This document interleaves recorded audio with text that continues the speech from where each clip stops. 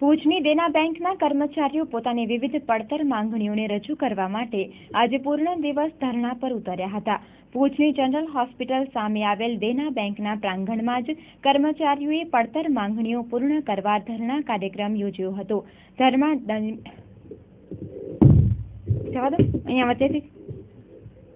ધરણા દરમિયાન તેઓના વિવિધ પડતર મુદ્દાઓને લઈને કર્મચારીઓએ પોતાના ઉપરી અધિકારીને આવેદનપત્ર પાઠવ્યું હતું। Ashok Bhatt Gujarat bank workers union joint secretary छूँ અને દેના બેંકનો સેક્રેટરી છું કચ્છ લેવલનો।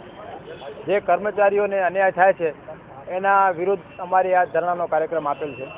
એમાં ખાસ કરીને સિપોએ અમે કહીએ છીએ પટ્ટાવાળાને ભરતી જે નિયમિત કરવાની છે એ અમારો મેઇન ઇસ્યુ છે।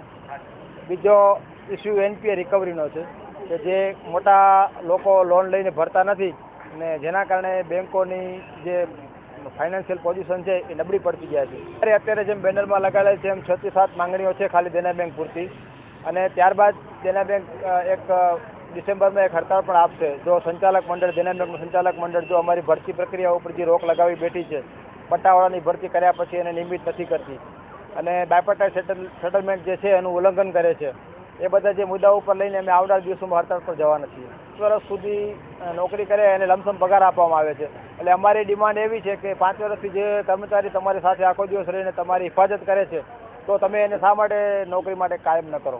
નાના માણસને એક હક મળે અને એને આવનાર દિવસોમાં એનું કુટુંબ સારા એક ભાવથી રહી શકે અને નોકરી કાયમી થઈ જાય એવી અમારી ડિમાન્ડ છે।